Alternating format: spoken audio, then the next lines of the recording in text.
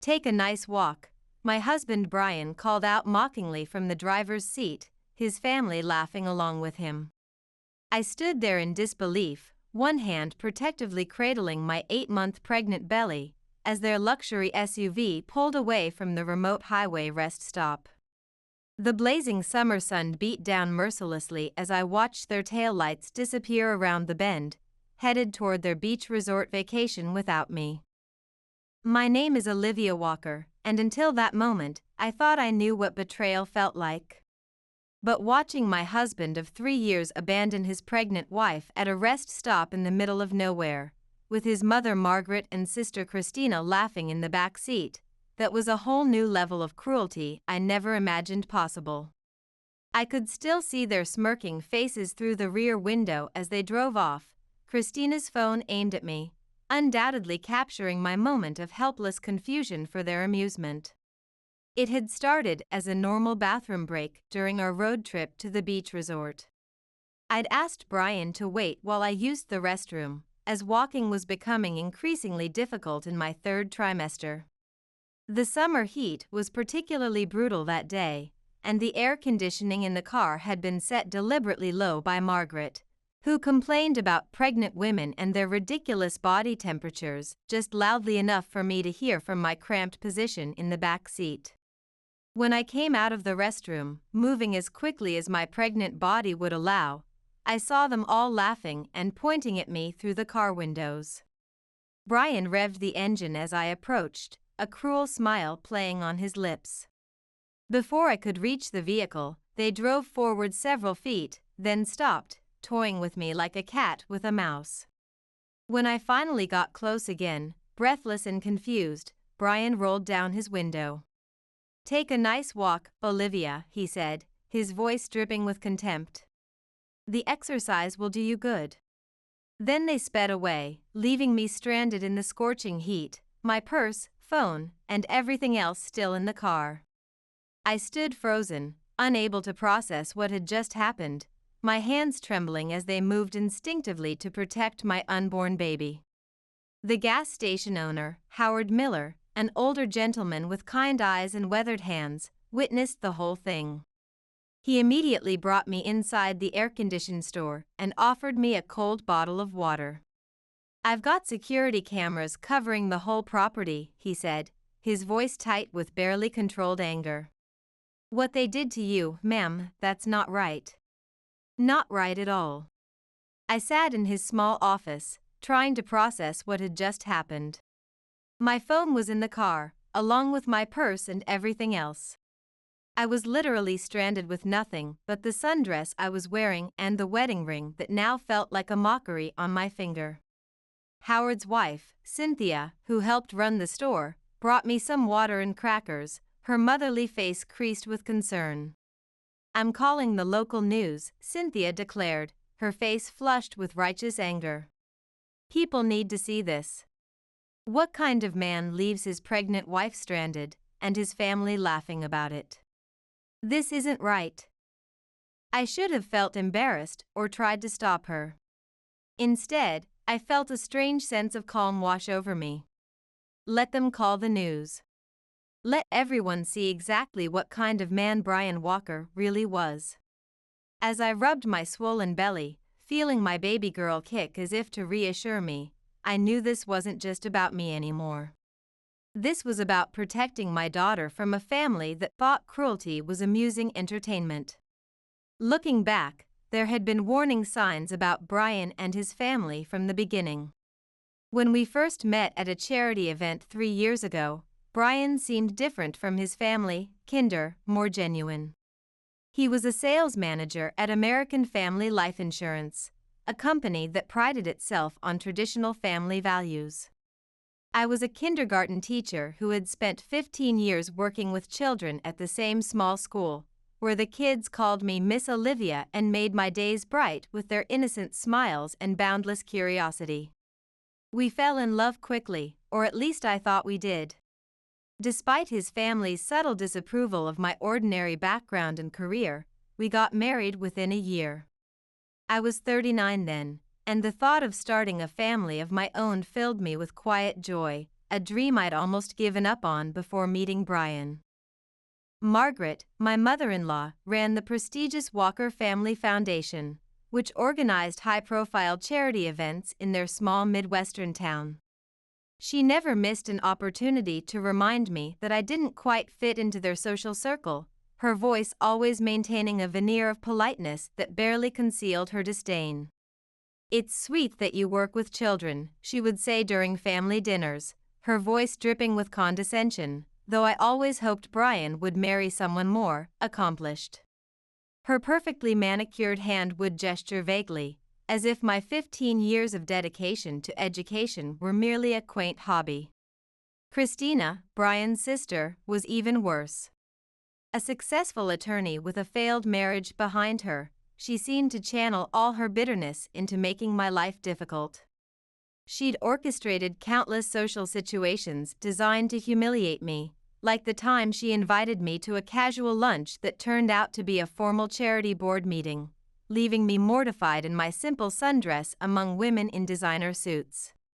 "Oh, I must have forgotten to mention the dress code," she'd said with a smirk that matched her brother's all too well.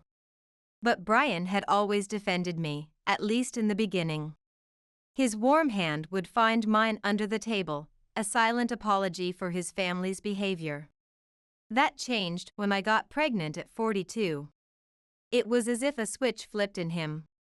Suddenly, he started agreeing with his mother's criticism, laughing at his sister's cruel jokes, and treating me like I was an embarrassment, a burden he was forced to carry. My advanced maternal age, as they called it, became their favorite topic of dinner conversation, with thinly veiled comments about the risks and complications I would surely face. Each word was a small cut, a paper cut to my soul, especially as I had already been worried about the pregnancy myself. Howard's voice brought me back to the present. "The news crew will be here in about an hour," he said, checking his phone, "and I've got the security footage ready. Shows everything clear as day." Cynthia handed me another bottle of water, her eyes soft with concern. "Your hands are shaking, dear. When was the last time you ate something?" I realized I'd missed lunch, caught up in the excitement of the trip that was supposed to be our last vacation before the baby came.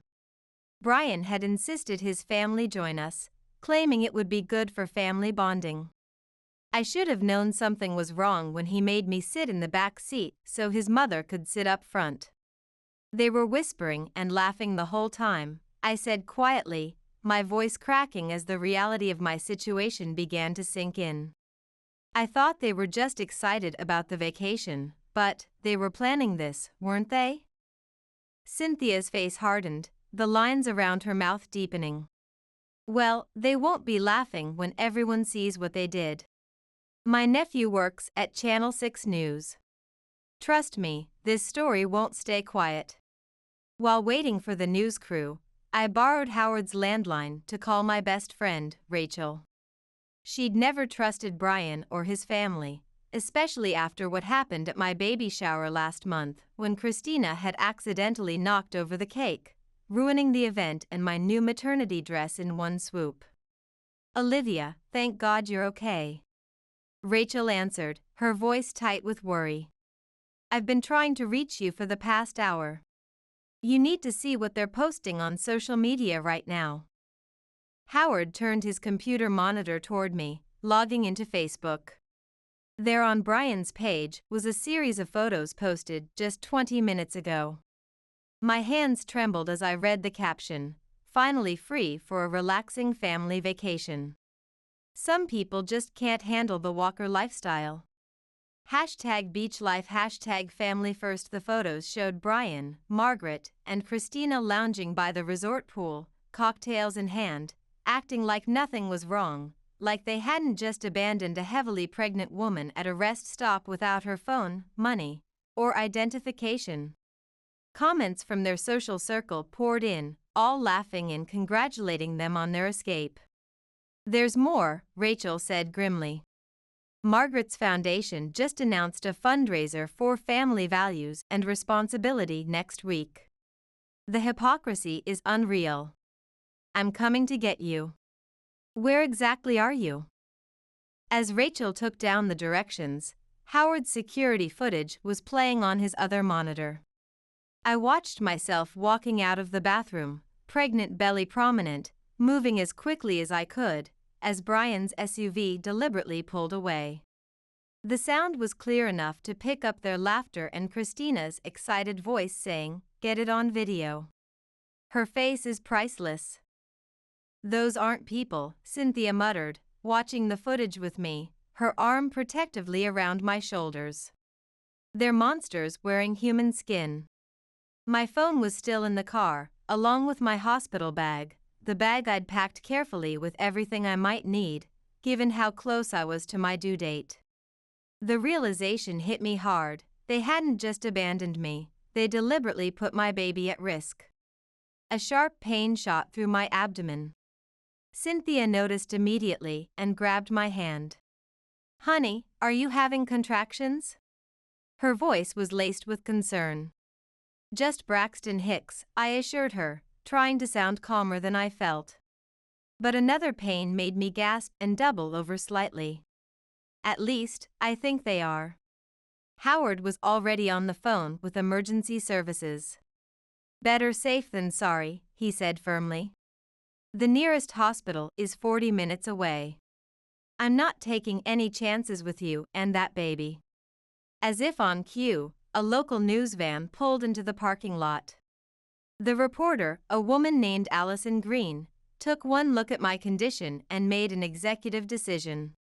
"We're getting you to the hospital first," she said firmly, her professional demeanor momentarily softening. "We can do the interview there. This story isn't just about abandonment anymore, it's about endangering an unborn child." As they helped me into the news van, I saw more media vehicles approaching. Apparently, the story had already caught attention on social media. My hands clutched my belly protectively as another contraction hit, this one stronger than before. "The doctors will take good care of you," Allison assured me, holding my hand as they drove, her eyes kind beneath her professional exterior. "And we'll make sure everyone knows exactly what kind of people the Walkers really are." Looking out the window at the gathering media circus, I realized this had become much bigger than just me. Sometimes the worst moments in our lives lead to unexpected justice.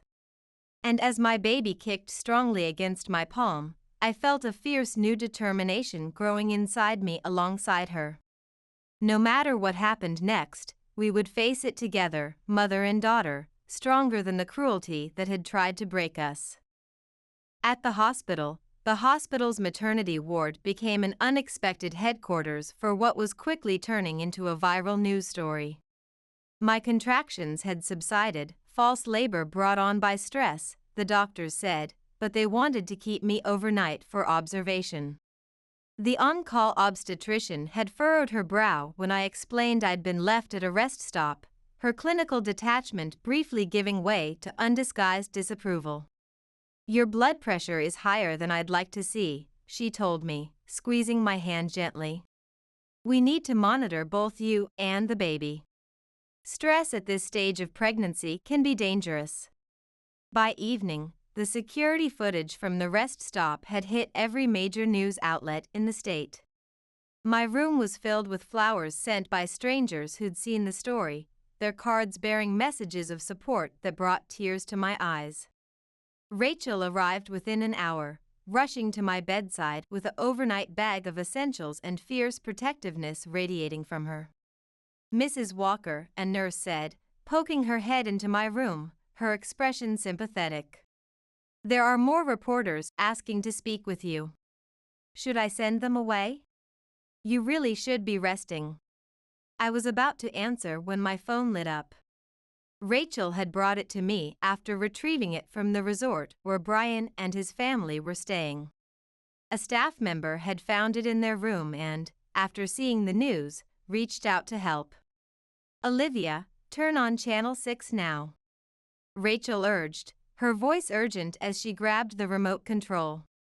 "They're interviewing Margaret at the resort." The nurse helped me find the right channel. There was my mother-in-law, perfectly coiffed in her designer resort wear, a practiced smile fixed on her face as she tried to spin the story. "This is all a misunderstanding," Margaret said smoothly to the reporter, her hands clasped demurely in her lap. "Olivia has been very emotional lately. Pregnancy hormones, you understand. She asked for some time alone, and we respected her wishes. We would never abandon her." The reporter wasn't buying it. "We have security footage showing your son and your family laughing as you drove away." Mrs. Walker had no phone, no purse, and was 8 months pregnant in 95-degree heat. "How do you explain that?" Margaret's composed facade cracked slightly, a flicker of annoyance crossing her aristocratic features. "The footage must be misleading. Our family foundation has always stood for traditional values and the importance of motherhood." Her voice took on a sanctimonious tone that made my stomach turn. The feed cut to the security video showing their SUV pulling away as they laughed. The audio was crystal clear. "Take a nice walk," Brian's mocking voice rang out, followed by Christina's gleeful, "Her face is priceless. She actually thinks we're joking." My phone started buzzing with notifications. The Walker Family Foundation's social media pages were being flooded with outraged comments.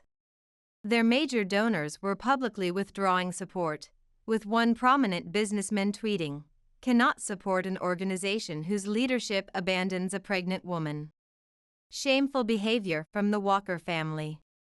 Brian's company, American Family Life Insurance, was trending on Twitter. The irony wasn't lost on me, a company that built its brand on family values now associated with a man who'd abandoned his pregnant wife. "Your story's gone national," Allison Green said, walking into my room with her camera crew, respectfully staying at the doorway until I nodded permission. "People are furious. Do you want to make a statement?" "Only if you feel up to it, of course." I thought about Brian and his family, probably still lounging by the pool, thinking they were untouchable with their money and social connections. I thought about other women who might be trapped in situations with people like them, people who wore masks of respectability while inflicting cruelty behind closed doors. "Yes," I said, sitting up straighter in the hospital bed, one hand resting protectively on my belly. "I want to talk about what happened." The interview was raw and honest. I described how Brian's behavior had changed during my pregnancy, how his family had orchestrated this vacation to humiliate me. I talked about the baby bag, filled with my medical information, that they'd driven away with, showing how little they cared about my child's safety. I didn't cry, somehow. Telling the truth gave me strength I didn't know I had. "I'm not a perfect person," I told Allison, looking directly into the camera. "But no one deserves to be treated this way. And I won't let my daughter grow up thinking this kind of behavior is acceptable, no matter who it comes from." As I spoke, more messages flooded in. Brian's colleagues were publicly distancing themselves. His company's CEO had released a statement saying they were deeply concerned about the incident and would be reviewing the situation. The resort where they were staying reported that other guests had complained about sharing space with those horrible people from the news. "Mrs. Walker," Allison said gently when we finished, "your story has struck a nerve. Women across the country are sharing similar experiences of emotional abuse and abandonment. You've started something important." I placed both hands on my belly, feeling my daughter kick strongly against my palms, a tiny fighter, just like her mother was learning to be. "I'm not doing this for revenge," I said, my voice steady despite my exhaustion.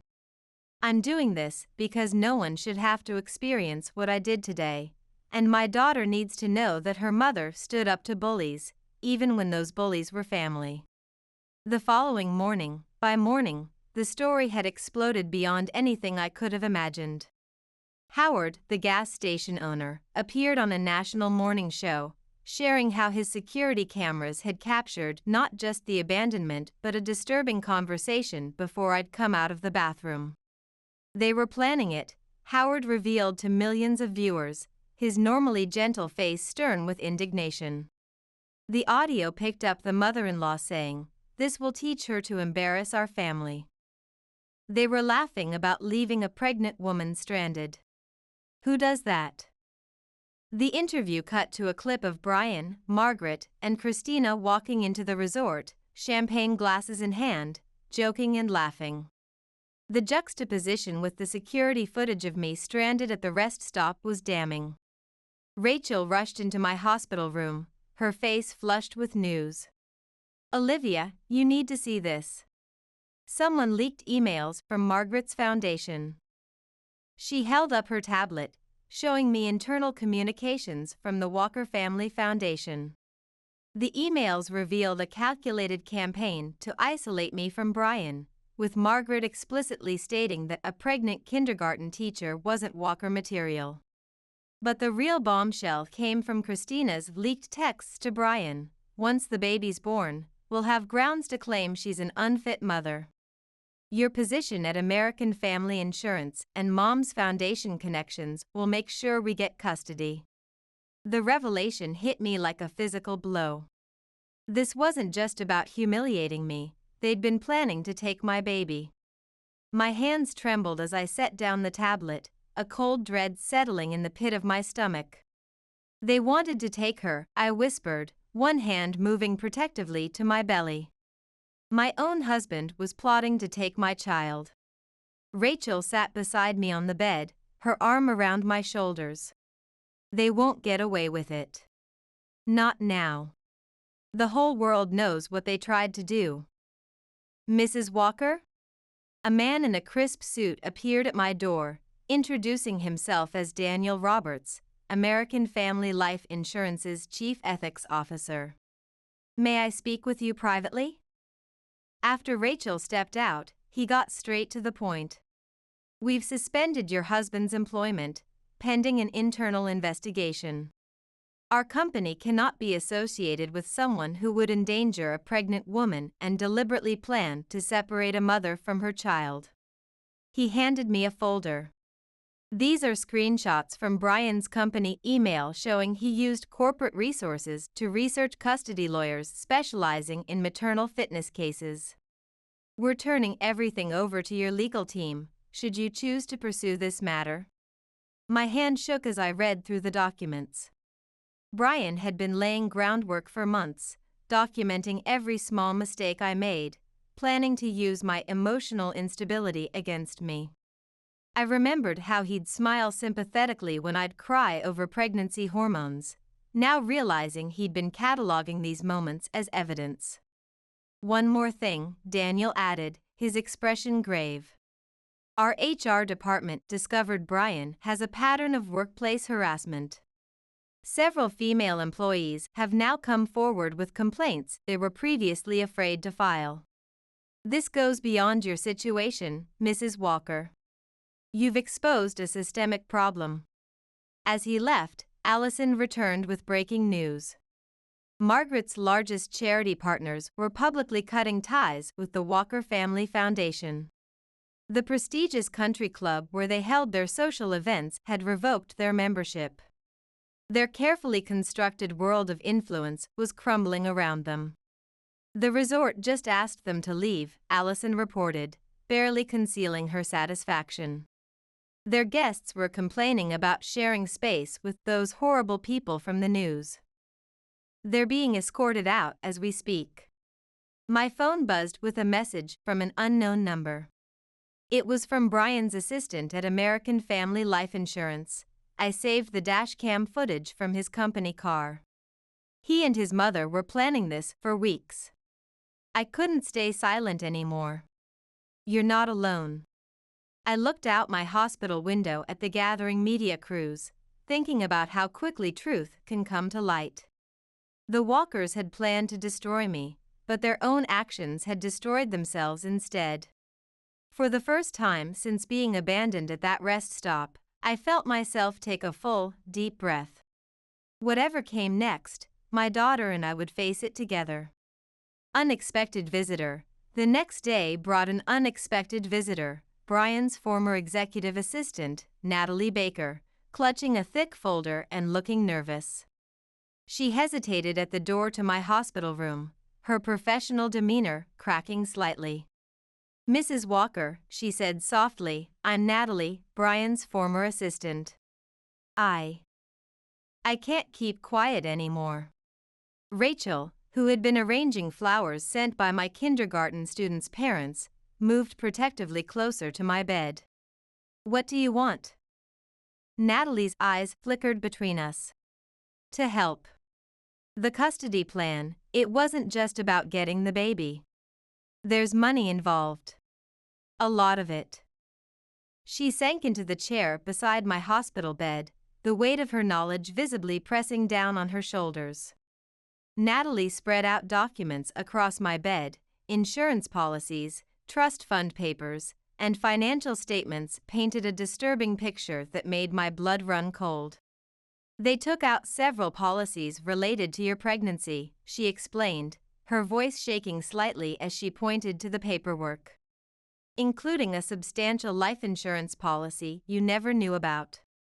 Brian listed himself and his mother as beneficiaries. "They were hoping something would happen to me," I whispered, the full implication hitting me with sickening clarity. Natalie nodded grimly. "They were planning to paint you as unstable," she continued, unable to meet my eyes.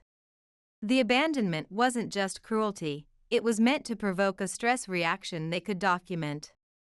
If you'd gone into labor at that gas station." She didn't need to finish the sentence.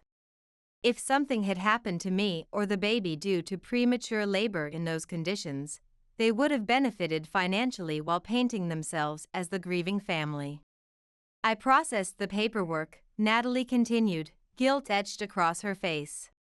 "I knew something wasn't right, but I was afraid to speak up. Brian has a way of making people feel powerless."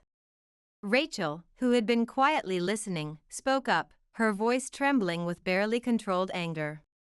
"We need to get this to the FBI. This isn't just a viral news story anymore, it's attempted insurance fraud and endangerment." Allison arrived just as we were reviewing the documents, her journalist's instincts immediately sensing the gravity of what we'd discovered. "We need to be careful how we handle this," she advised, examining the paperwork with a practiced eye. "The Walkers still have powerful friends. They're already trying to spin this as a publicity stunt." As if on cue, my phone lit up with a notification.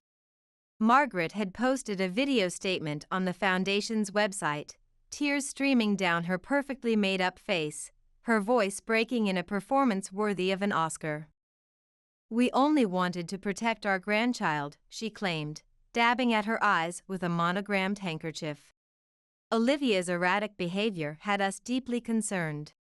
We never meant." The video cut off as another call came in, Brian himself. After conferring with Rachel and Natalie, I put it on speaker, my heart pounding against my ribs. "Olivia, baby, please," he begged, his voice honey-sweet in a way that once would have melted my heart but now turned my stomach. "This has all gotten out of hand. Let's talk privately, work things out.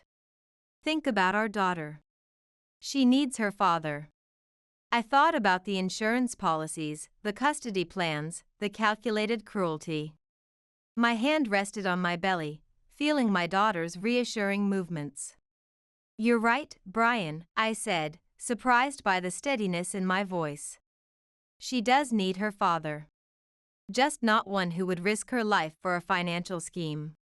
"What are you talking about?" His voice turned sharp, the facade cracking. "Be careful what you say, Olivia. Remember who you're dealing with." A strange calm settled over me. "No, Brian, remember who you dealt with. A kindergarten teacher who knows how to document everything, who has witnesses, security footage, and now your own paper trail. Who has the national media watching every move you make." The line went silent for a moment. When he spoke again, the fake sweetness was gone, replaced by cold fury. "You'll regret this. Your family, is finished," I cut in.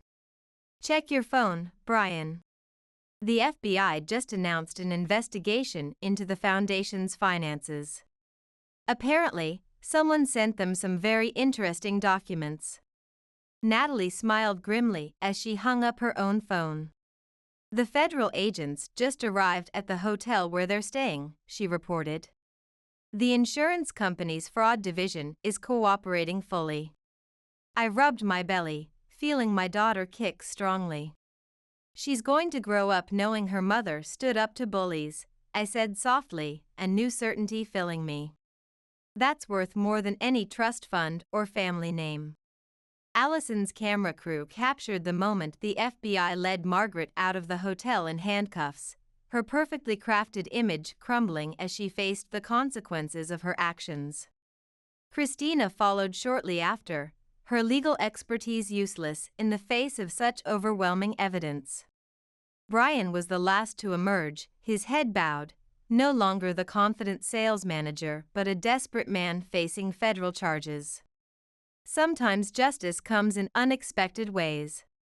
As I watched them on the hospital room's television, I felt no joy in their downfall, only relief that my daughter would be safe from their schemes and manipulation. 1 week later, I sat in my hospital room cradling my newborn daughter, Emma, who had decided to make her entrance 2 weeks early, perfectly healthy and beautiful despite the stress that had preceded her birth. Her tiny fingers wrapped around mine with surprising strength, as if to tell me she'd been fighting alongside me all along. The TV mounted on the wall played coverage of the Walker family's downfall, which continued to unfold like a particularly satisfying novel. Breaking news: federal investigators have uncovered a pattern of insurance fraud at the Walker Family Foundation, the anchor announced, her expression appropriately solemn. Sources say the attempted exploitation of a pregnant woman was just the tip of the iceberg. The footage cut to Brian being led out of his lawyer's office in handcuffs, no longer the polished executive but a man facing serious federal charges.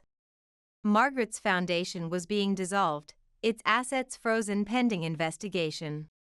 Christina's social connections had evaporated overnight, and her law firm had placed her on indefinite leave. Howard and Cynthia from the gas station had sent a beautiful arrangement of yellow roses along with a teddy bear for Emma and a note that brought tears to my eyes: "Your daughter has a strong mother. That's worth more than any fancy family name." Rachel helped me adjust Emma's blanket as we watched Brian's company CEO make a statement on the news: "American Family Life Insurance is establishing a fund for victims of domestic manipulation and financial abuse. The seed money comes from the bonus we withdrew from Brian Walker upon his termination."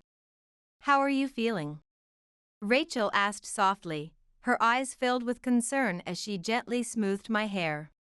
"Surprisingly okay," I answered honestly, looking down at Emma's peaceful face. She had my eyes and nose, but nothing of Brian in her features, a small mercy I hadn't dared hope for. "I feel like I can breathe again for the first time in years." I realized then how much of myself I had gradually surrendered during my marriage, how I had dimmed my own light to avoid casting shadows on Brian's fragile ego. The woman who had stood up to the Walkers, who had faced the cameras and told her truth, that was the real me, the me I had nearly forgotten. "I went by your apartment today," Rachel said, pulling up pictures on her phone. "The parents from your kindergarten class organized a nursery setup party. Wait till you see what they did." She showed me photos of my spare bedroom transformed into a beautiful nursery, painted in soft yellows and greens, filled with everything Emma and I would need. My colleagues had pitched in for a crib, and the children had made colorful paper chains and drawings to decorate the walls. "People care about you, Olivia," Rachel said, squeezing my hand. "Real people, not social climbers like the Walkers." The hospital phone rang, and Rachel answered it, her expression changing to surprise. "It's the governor's office," she whispered, handing me the receiver. The governor herself was calling to express her support and to inform me that she was proposing legislation, inspired by my experience, that would make it a felony to deliberately abandon a pregnant woman in dangerous conditions. They were calling it the Walker Protection Act, an ironic name that would forever attach the Walker family name to their shame rather than their former prestige.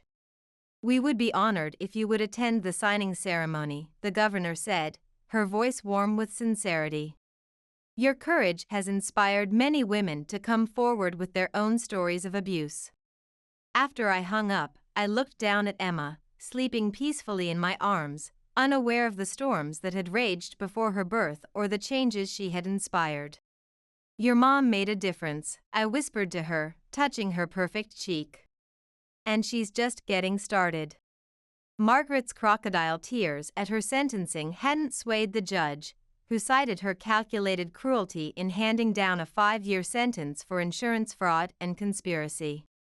Brian and Christina faced similar consequences for their roles in the scheme, their carefully constructed veneer of respectability permanently shattered. My story had become a catalyst for change. American Family Life Insurance had hired me as a consultant for their new family protection initiatives, allowing me to work from home while caring for Emma. The speaking invitations poured in with women's groups, corporate ethics panels, law enforcement training sessions. But my favorite moments were still in my classroom, teaching my young students about kindness and standing up to bullies. Emma thrived, surrounded by love from my real family, Rachel, who became her godmother, Howard and Cynthia, who visited regularly, my parents, who had rushed to be with me after hearing the news, and the countless strangers who had become allies. The Walker family's social media accounts stayed silent, their once mighty influence reduced to a cautionary tale. "Remember," I told a reporter who asked about my message to others, "sometimes the worst moments in our lives lead to our greatest strength." Emma will grow up knowing that her mother didn't just survive, she helped change things for the better. As I spoke those words, I believed them with every fiber of my being. The abandoned woman at the rest stop seemed like a distant memory now, a chrysalis from which a stronger, wiser woman had emerged. Emma and I would build a life filled with genuine love and connection, far richer than anything the Walkers could have offered with their hollow values and cold hearts.